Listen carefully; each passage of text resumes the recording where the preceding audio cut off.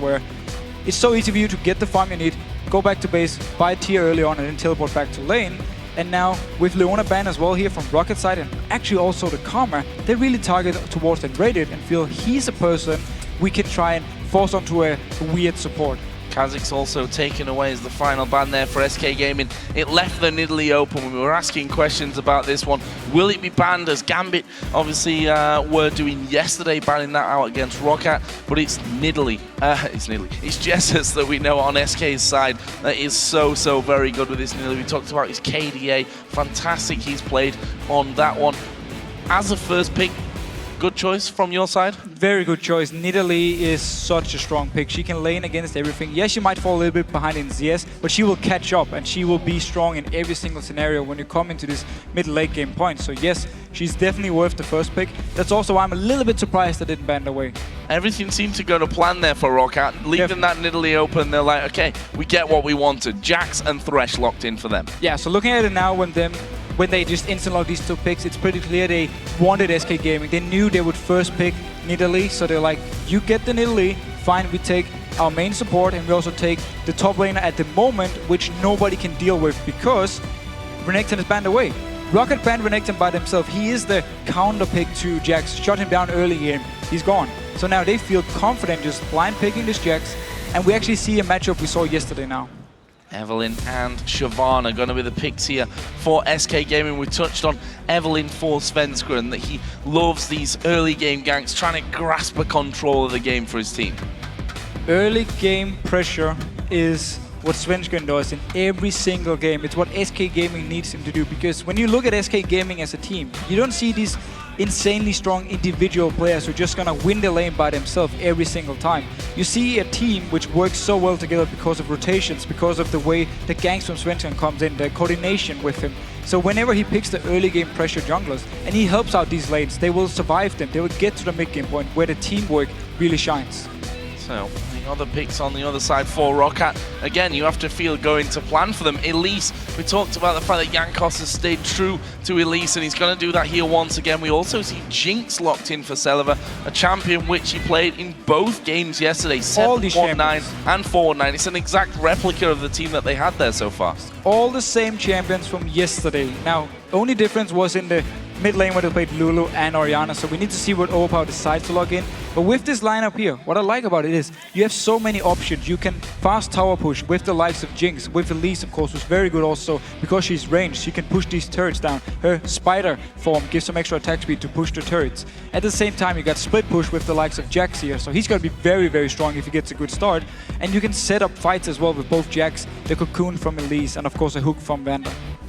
We're going to see Vayne. We are going to see Vayne for Candy Panda. Last time he brought that out was against Alliance in week 10. That was a loss for SK Gaming. Also going to be paired here with Kayle, a champion which we saw nRated actually bringing into that support role for the first time. In fact, played that against Roccat in the third game that they actually met up. And he's the only support in Europe, which really makes the Kayle thing work here. We saw Edward actually playing it yesterday and it didn't work out for him. But nRated, he was the guy who brought it to life here in Europe, and he really shows many times how strong he is on this Kayle support. The laning phase with Vayne is weak if they get in a 2v2, but once they actually get to like the level 6 point where you get the ultimates for both of them, they can start making plays. So SK Gaming is definitely looking for lane swap, but the same goes for Roccat here. They're just fine with lane swapping when they have the Jinx, when they have the Elise, so they can push faster than SK Gaming.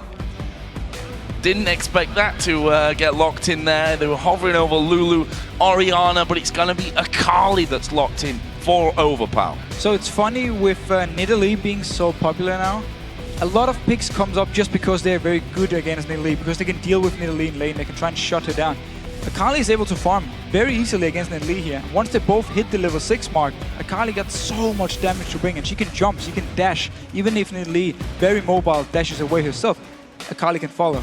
So it's a direct counterpick towards this Nidalee, so we need to see how Overpow handles it. And he needs to be careful because Svenskeren, after the lane swap, if they happen, after they're gone, after they're over, the junglers can start ganking again.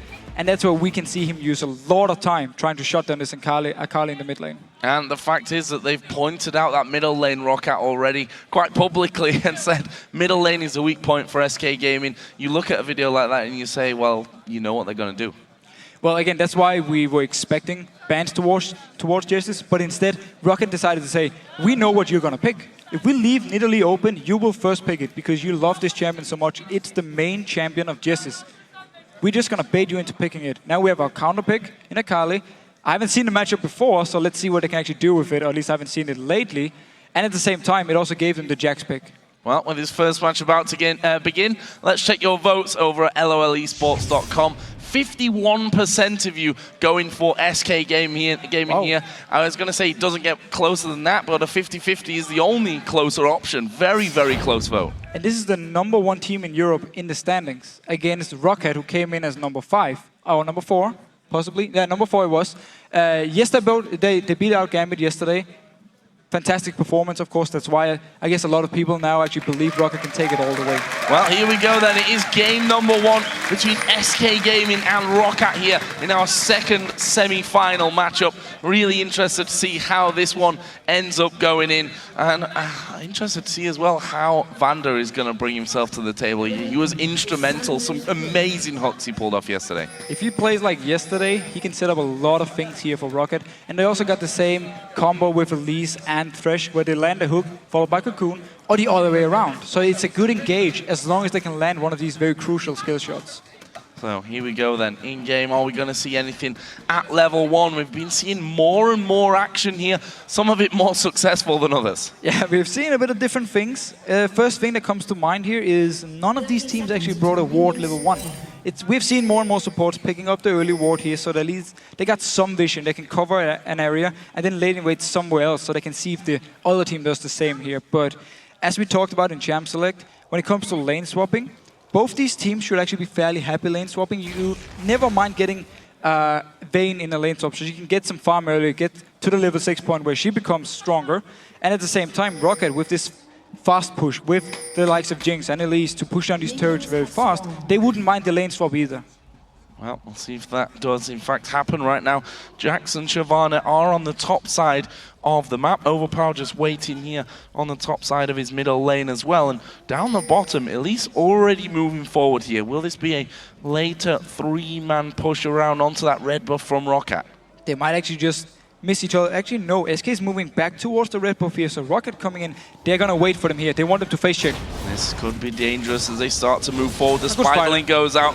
Candy Panda was spotted. Svenskeren did go low there. Actually, he's going to get hooked into it. There's the slow as well. He goes down and didn't bother to use the flash. First blood actually goes over to Jankos, and now they're chasing down Candy Panda and decide not to push completely through there, but I was about to say they've smited away, got themselves that red buff. In the end, it's Jankos that gets the kill, gets himself the buff back, and now Xaxus is taking their red buff. Yeah, so 3 buffs now on the side of Rockat, and the first blood. Svenskeren should have flashed away from this hook as soon as he saw it. He knew he was going to die instantly if he actually got the hook onto him, so I'm not sure why he didn't flash. And this is one of the reasons we see teams late invade, because once you actually do it, once you are being aggressive, if you pull ahead with it, if you get the buff, you get such a big early game advantage. And now with red buff as well onto Jax, who is going to be stronger than Shyvana up here in this top lane.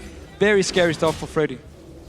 See what Xaxus can do with it. Mentioned his performance against Gambit. Yes, it was indeed a fine one. You can see already putting down a bit of initial harassment there down in the bottom as well. nRated and Vander just trying to thrash away on their opponents. Candy Panda going decently low. One thing we should really touch on here in this bottom lane is that heal coming out of nRated, and also the fact that both AD carries running the standard now heal. Yeah, so obviously with the heal now, with Exhaust, it's a lot harder to get kills in the bottom lane. You don't have this Ignite anymore to all-in burst someone. Exhaust, 50% damage reduction and 30% attack speed reduction is a lot onto an AD carry here, especially early game where your damage is gone. So it's going to be harder for them to pick up kills, but it's going to be easier for them to poke because there is no lifesteal quints anymore. At least very few people actually use them. They go with the attack speed one, so you don't have the same sustain, except now for your heal. But Svenskeren coming towards this bot lane, he always likes to gank bot lane early. They're pushed up ridiculously far. The hook lands onto Candy Panda, but Svenskeren making his presence felt. They're going to try and focus down Vander. Here is a summoning heal being used. The exhaust goes onto Svenskeren. Now Celaver trying to slow them. He has to flash away. Looks like they will be able to escape it though. And look here, with heal, with the movement speed buff from it, they actually managed to get out of range of nRated. And a hook coming. What coming into him, the slow comes down, but Svenskeren is still hanging around from this one. Vander needs to get himself away, the tumble in, and his silver bolt's not enough damage to actually finish him off. Meanwhile, in the mid lane, Cocoon's landed on towards Jesiz. They're going to try and push through from this one. Overpow underneath the tower, gets the kill. He took a few hits from it, but was enough to keep himself alive, and that will be 2-0 Rockat. And this is so big for Rockat here, getting an early kill onto Akali. Also, some extra XP now, so he's going to hit level 6 before Jesiz. It means Jesiz with no flash, no heal, Akali's just going to jump straight onto him and just force him out of the lane once we actually get to level 6 here. It's a very good gank by Jankos. And bottom lane, the fact they can survive with exhaust, with the heal, get away from Svenskeren, who actually, even though they were pushed all the way up to the turret, very good start by Rockat. See Xaxus once again putting down the thrashings on towards Freddy. He's got an XP advantage over him there and currently leading in the CS tally as well.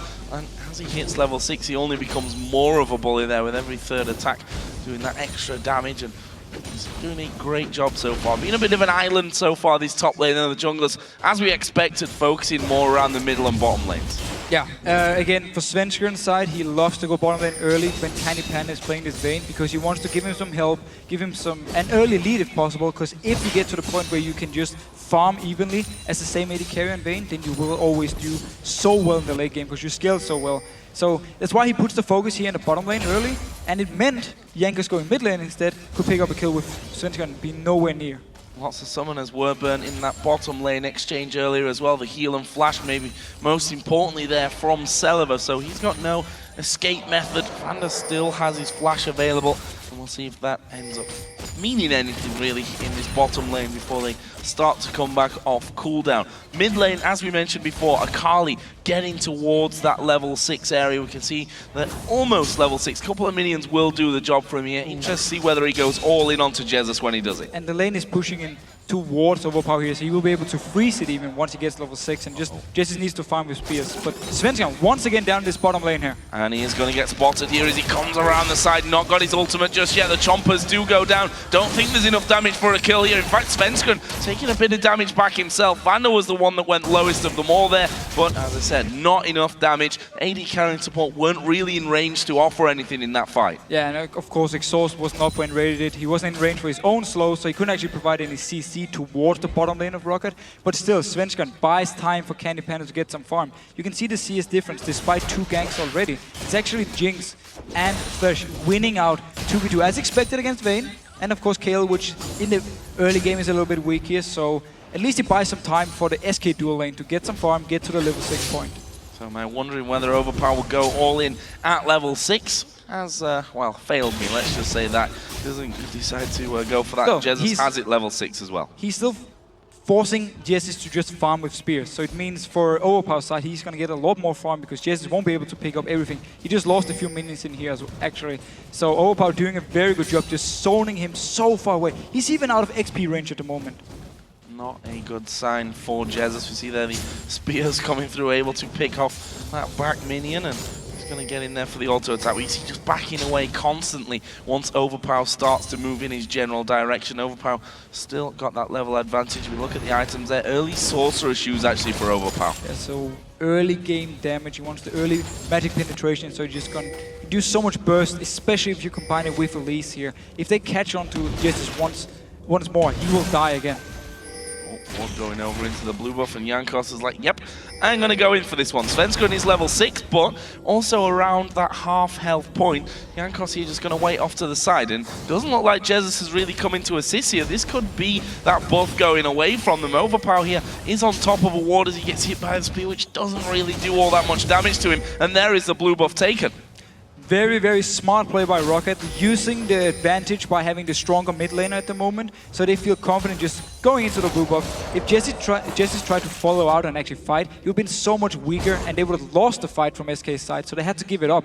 It's a very good play by Rockat, pushing the advantage. Just see whether they can take that blue buff away, and it looks like they will be able to. They can't actually stop them doing this. There's no one around there. Overpow stuck in the mid lane, so Jesiz will in fact get a blue buff off that. And of course, Svenskeren did take his red, which he was gifted, or he gifted over, I should really say, to Jankos at level 1 when they died to that little invade. So the fact there was no wards in the river for Rockat, they didn't actually see them moving all the way over to the blue. And also Jankos, he decided to recall after he did his own buffs. So he wasn't there to try and stop them, and it meant actually a very smart counter move by SK getting a blue buff. This top lane, as I said before, being a bit of an island with not much going on there. We see Giant's Belt, a couple of Doran's items for Freddy, Vamp Scepter and Doran's Blade for Xaxus. But are we going to see a move towards Dragon here? Jankos is already in position. There is a ward put down, and nRated may find himself a little far out of the hook. Not quite got the range. But both nRated and Candy Panda now, with the level 6 mark and with the help from Svenskeren, are actually doing really well in the lane. They can start farming even with Jinx and Thresh, so that's very important for them. And of course, Candy Panda, we didn't actually talk about the composition from SK yet. The whole point of this is you want to have, of course, Freddy in one lane, you want to have Candy Panda in a different lane, and then you want to keep Jesiz just poking away in the mid lane. The only issue for SK Gaming is the lack of wave clear. So if they fall behind, if Rockat decides to just group up and siege down a turret, there's very little wave clear on SK's side.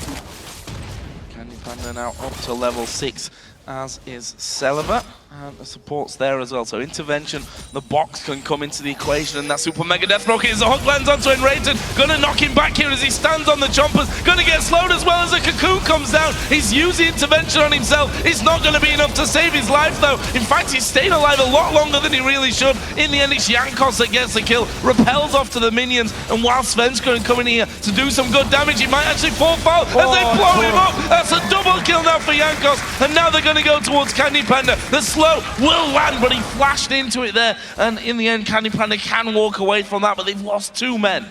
And you asked before this game actually started, can Vander do the same as he did yesterday? Can he land these hooks twice in a row here, landing the hooks, setting off the kills?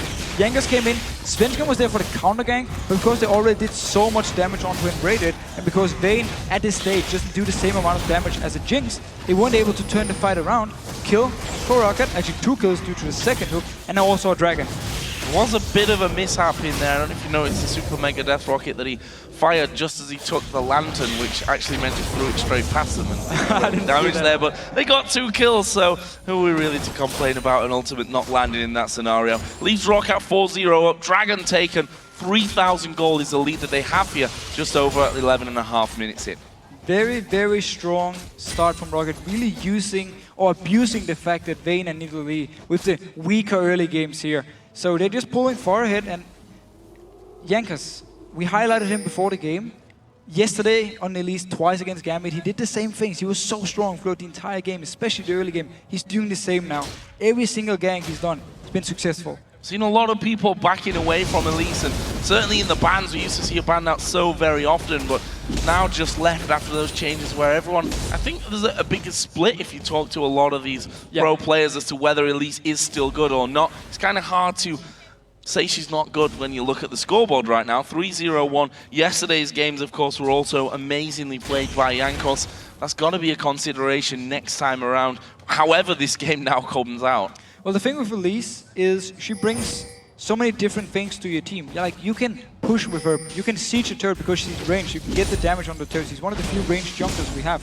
At the same time, you got still some very good damage, you still got good Dragon and Baron control. Yes, you can take it, it's a bit slower, but it's still very good control you got over these objectives. So, and also of course we see her ganks here. Her late game with a 2-second stun now, it's not bad either, so she's still good in every aspect.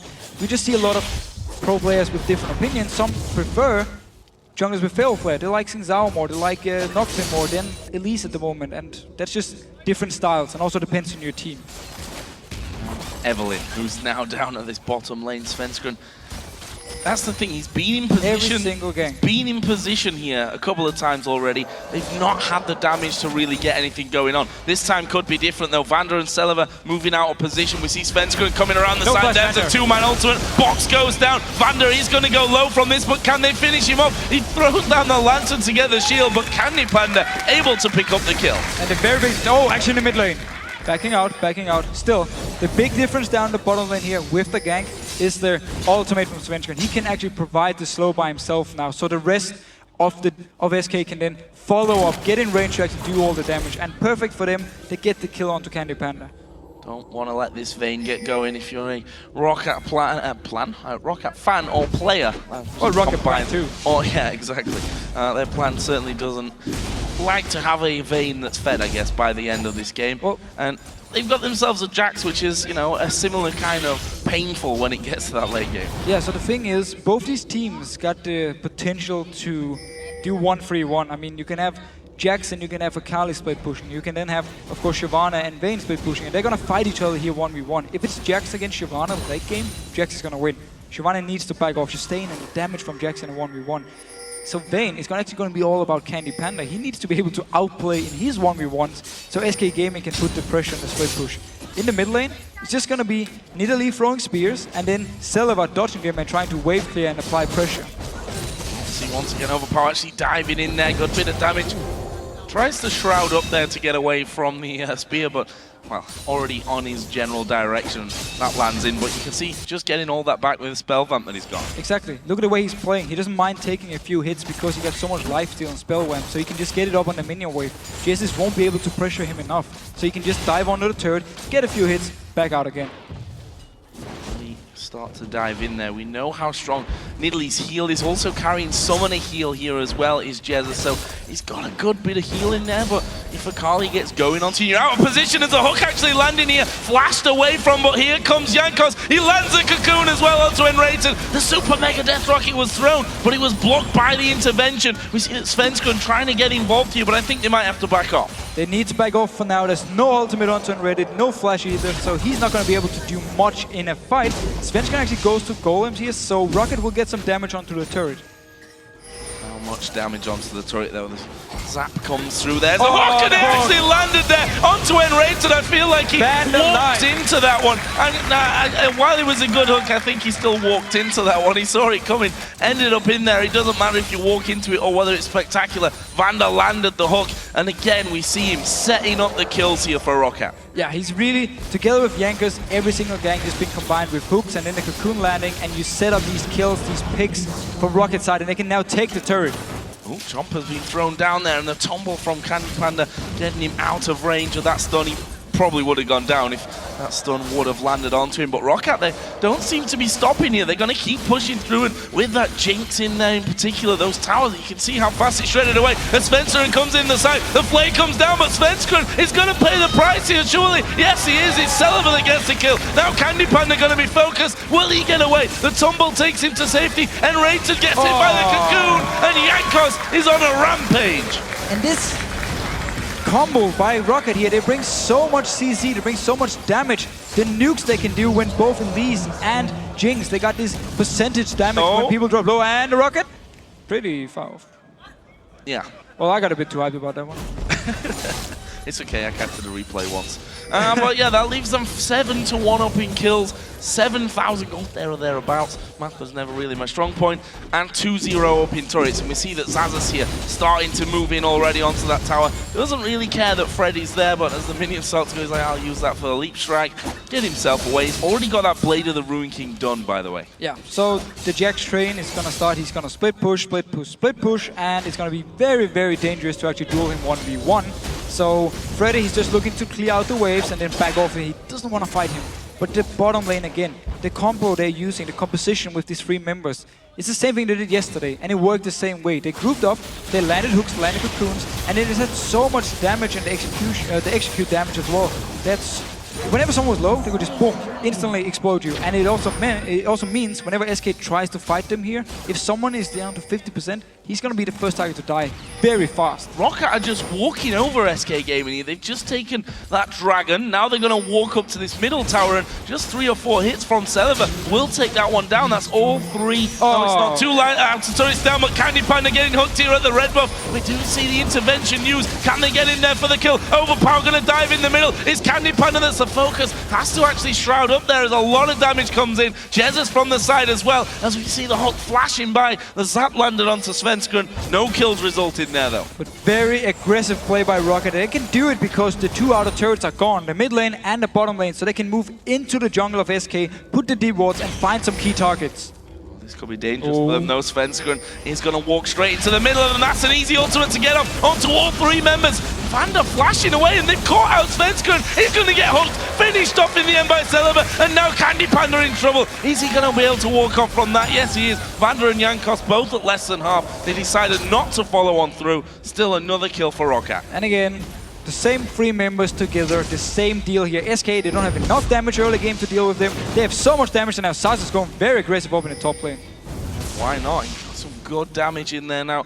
Already used that Blade of the Ruin King before, so didn't have that one to really chase on through with him. There were a lot of questions yesterday about whether Rockat were really that on fire or whether Gambit were having a bad day or a combination of both. I think the way that Rockat are playing here is pretty much identical with an almost identical team, an almost identical lineup that they've got in there. I think that quashes any questions that were asked yesterday. The strongest part about Rockat in this best out of 3 thing, same goes back all the way back to relegation, is the fact their champion selection is so good. They have these counter picks ready because they knew, oh, you're gonna pick Nidalee, we don't care, we're gonna pick this Akali here who can deal with you in the mid lane, and then we're just gonna apply so much pressure. They picked this very strong early game comp with Jinx and with Fretch, and then they don't even care about the Vayne or kill. They just force fights all the time, and they're gonna win them. And wow, Fred actually went very aggressive here. Yeah, I'm not sure if he could have actually taken him. Got a Sunfire Cape and his Cutlass in there, but that's with that Blade of the Ruin King with almost the Phage in there on top of a Sheen now as well. So he's working his way very quickly up towards that Trinity Force. Credit to Freddy there, though. He is technically ahead in that lane on the CS. Yeah, Freddy's been doing a very good job farming. Still, he got the issue. He can't actually duel the Jax, as we've talked about multiple times, and we will not mention it again in this cast. However... I might. You might mention. I'm not going to mention it. Maybe, okay, maybe once. Anyway, down the bottom lane, we actually see Overpow now starting his split push, as we talked about earlier with the 1-3-1. So he's going to be down here, and one thing about him is this pink ward he actually just planted. He had it in his inventory for the last, I don't know, 15 minutes, just waiting for a time to use it. I actually thought he would use it if he was going to duel Candy Panda to pop it down when he used his stealth, but instead he actually put it in the tri-bush and very quickly cleared out. And look at this, that turret going very low. Celaver spotted that Svenskeren was coming in, saw that he was under threat. The Lantern was already down for him. He gets whisked off to safety, and that turret survived with very little HP. Meanwhile, the top lane, as we expected, the 1-3-1 split the Carly down bottom, Jax up top, and the 3-men death team, which is what they've been in this game so far, pushing mid. And the thing actually we didn't talk about yet is the lack of hard CC from SK Gaming. So Celaver feels confident enough just with the Lantern from Vander to actually stand by himself and hit the turret. And then Vander stands a little bit further back, throws the Lantern to him, and because there's no hard CC to engage onto Celaver, he will always be able to flick it. Celaver's going on to Freddy here, and we see that empowered strike as he jumps back away to Vander. The spear just came flashing through there. Rockat, I think, wisely deciding to back away. They've got full vision control on Baron, but we're only 22 minutes into this one, and honestly, Rockat probably don't even need it at this stage. They don't need it, but when you have Jax, when you have Elise, when you have Jinx, you only need 2 or 3 members and you can take down this Baron very, very fast. If Overpow stays in the bottom lane and pulls down multiple members from SK, instantly Rockat can just move there and start the Baron. Right, trying to get rid of that pink ward, but there's a Spider in there which he doesn't want to walk straight into. That will finally get rid of it though as they come back in. And Rockat know that that ward's down there, so that's an easy take in there when they come in and sweep it. And look at how SK Gaming is playing. Candy Panda down the bottom lane, farming like he's alone. Svenskeren in stealth, staying around, waiting for Overpow to jump onto Candy Panda, and then he joins in and turns it around in favor of SK. If they do manage to kill him, they can then go for the turret. So they're keeping Svenskeren with Candy Panda for now, just to make sure nothing happens. Or if it happens, they can turn it around. Xaxus has his Trinity Force now, and we've seen Jaxus being able to 2v1 people already this weekend. We'll have to see whether Candy Panda even fancies his chances in that one. Does have the Blade of the Ruin King, a couple of daggers in there as well, but he is just backing away from that one. So they're going to go back to that split again, the 1-3-1, this time with the Carly pushing the top lane out and Jax down bottom. And the smart thing about sending Jax bottom lane is the fact with teleport. If he kills Freddy 1v1, he can then teleport up to the Baron by himself. Overpow will already be near, so they can just pile 5 members in there. Yes, you could do it with Overpow in the bottom lane and keep Jax up here so he could start the Baron by himself when Overpow fights in the bottom lane. But they decided actually to send Jax there, so they got the teleport threat towards Baron. out here. And Svenskeren supposed to be the one that's invisible, but actually he's going to get caught completely out of position. Has to flash away there. Will they keep chasing? Super Mega Death Rocket goes through. Doesn't really do a lot, but here's Overpow from the side. There's another kill. Xaxus dives in. Actually, Candy Panda comes in around the backside. That'll get him one kill. The cocoon landed, and that'll be another double coming in for Jankos. He's now 6-0-4. So double kill for Jankos here. Actually, they got a kill onto Celaver, so SK got at least something out of this, but Rockat now moving instantly for the Baron. We talked about how Jax and Elise can take Baron so fast. He looks to be the only one that can really do anything. He's just going to ultimate in there, and Rockat say, thank you very much, that'll be a free kill for us then. Jankos picking that one up, 7-0-4 now for him. Godlike as the Baron goes down here, surely in favor of Rockat. Will they be able to spear over? They will, but a little bit too low. Was actually body blocked here by Vander. So Baron goes over with that 2-for-1, or actually was 3-for-1 in the end trade as well. Yeah, very, very good play by Rockat. Really using the early game advantage. They're not gonna wait around. They're not gonna extend this game. They wanna just fight, go straight for the objective as soon as there's an option. So very aggressive play by Rockat, really abusing this late game comp from SK. If we look down some of the items here, Gunblade done for Overpow with a needlessly large rod as well. Jax has got himself a Warden's Mail, so gonna start to be getting a little bit tankier here as well. And not only is he doing masses of damage, but it's going to be so hard to take down. Another thing that we talked about early game, or before the game actually, was how SK have been so present and so good moving around the map. They've not had the chance to do it at all this game, losing out on all 3 Dragons and that Baron. And the thing, SK Gaming lost this in the laning phase, or they fell behind in the laning phase simply by very good ganks from Jankos, setting it up every time, and then the hooks from Vander, of course. And going aggressive. Yeah, I don't think Celaver's going to escape this one. It's Candy Panda that gets the kill to put him at 2-1-1. They may be able to take themselves a turret here. Freddy is headed down.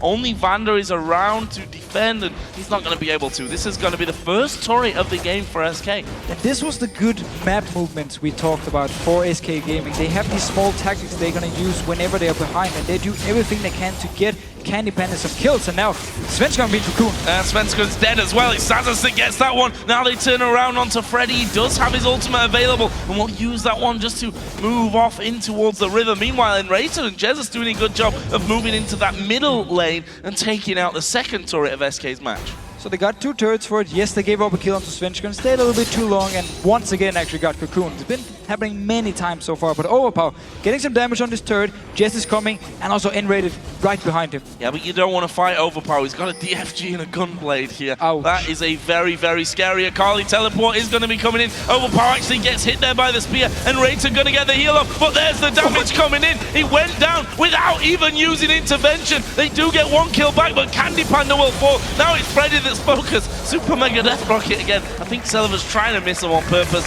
It was a triple kill for Jax. He's now at 4-0-2, and 3 men down for SK. They're not going to be able to hold on to these towers now. And when there's obviously a DFG that he didn't actually use it, but still, when you have such a good early game start for Akali, such a good early game start for Jax, they have so much damage already. They're going aggressive again.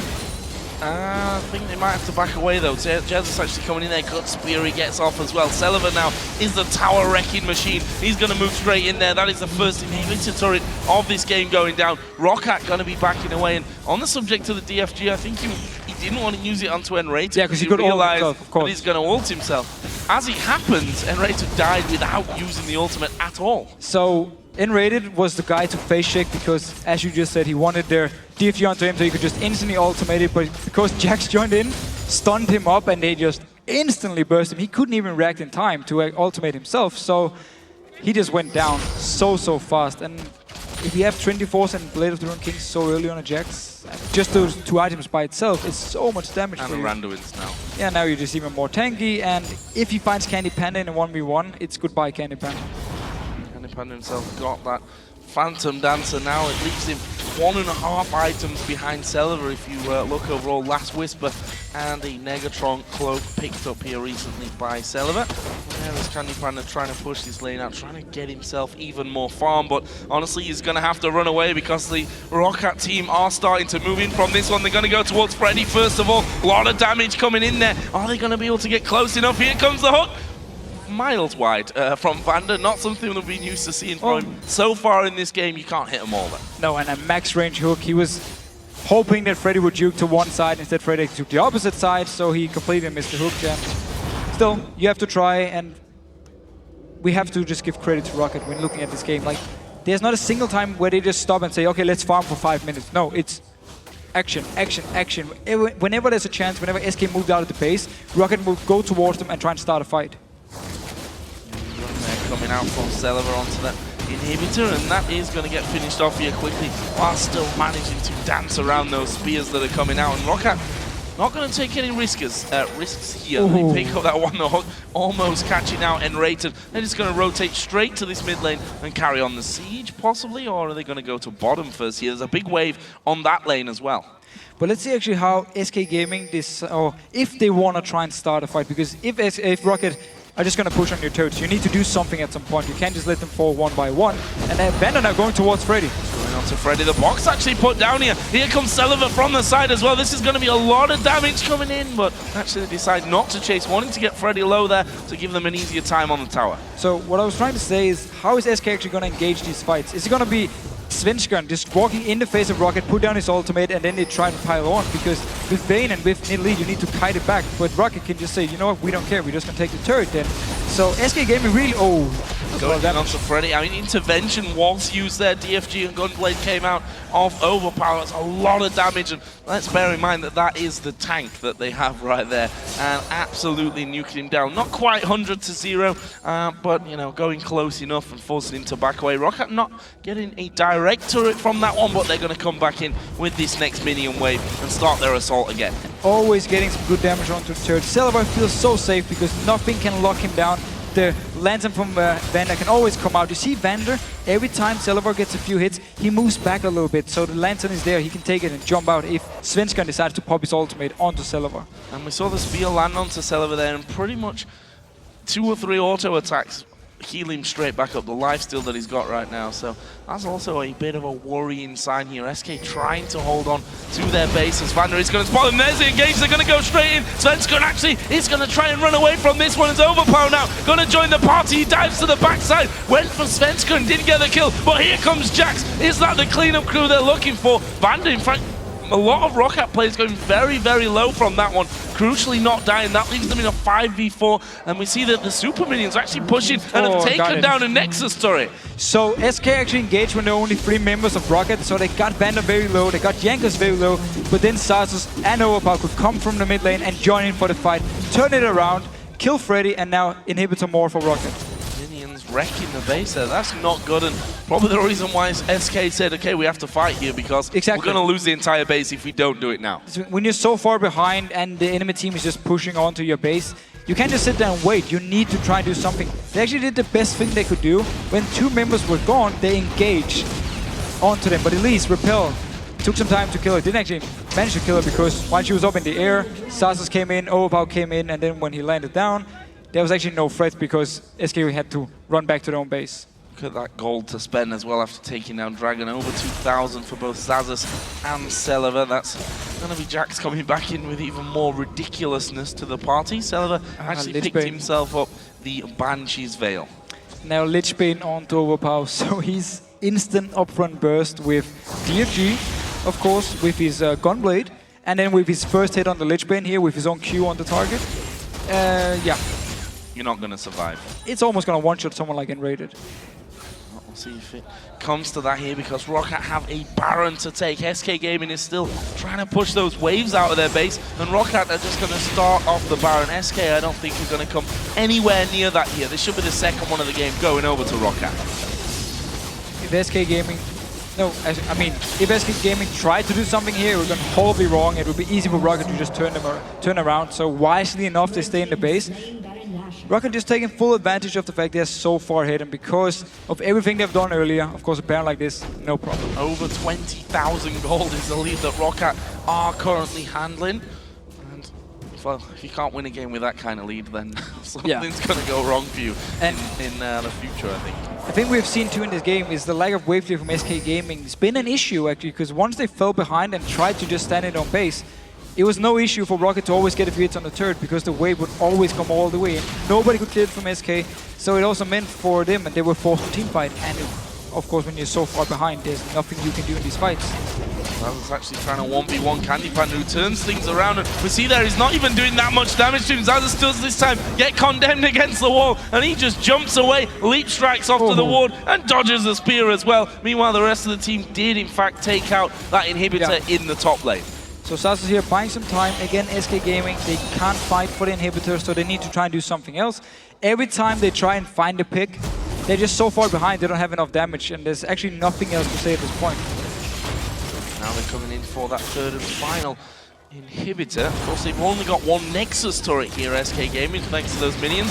TP from Xaxus is going to bring him right to the front of the fight as Freddy is round the back here. Not sure that's the position he wants to be in. Intervention will be used, but look at Xaxus ripping through them there on the backside. Freddy will go down, and Xaxus didn't even take any damage as he charged through. Super Mega Death Rocket on towards Overpow. He's going not quite into the fountain, had enough range to stay away from it, and this is going to be game. 3 men down for SK Gaming. Candy Panda was off in the Dragon Pit. There was Jesiz, and Rockat pick up game number 1 and step one step closer to the grand final. And it is fantastic to see them continue the play they used yesterday. So aggressive early game.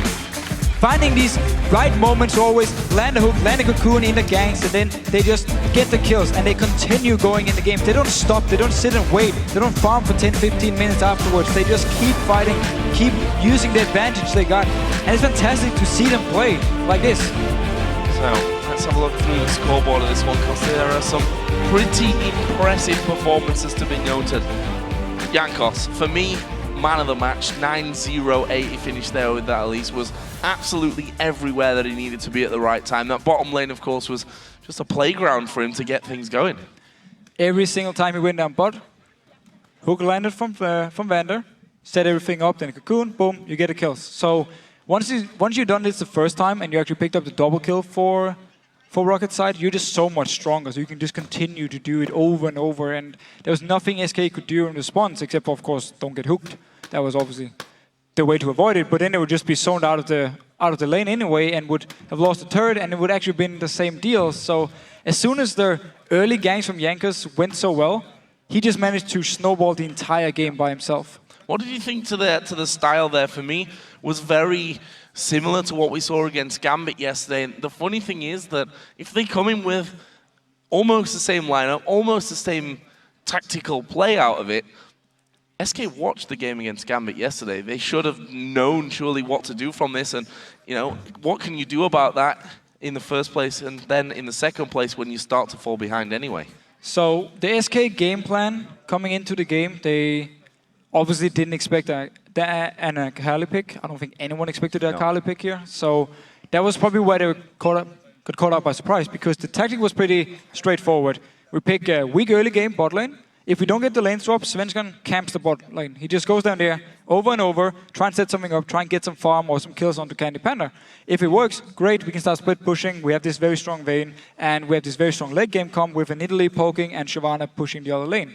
That was obviously the main idea about the tactic. Now, Akali gets logged in against Italy. It's a matchup you can't win as Italy. I mean, there's so much pressure onto you. The first gank by Jankos is a success in the mid lane. Picks up a kill, first for Overpow. Meanwhile, the gank in bottom lane goes wrong. They don't get a kill here. They get some farm on Candy Panda, but no kill. So already from there, they're behind, and that's where they start becoming desperate, and they continue to gank the bottom lane because it's the only thing they can actually do. If you go mid lane, when there's an Italy who provides 0 CC, it's very hard to set up the gank here. So they just continue to do the game plan, and what they felt that was the only thing they could do, it just wasn't enough. Well, good first game victory, and very solid one from Rockat. Puts them just one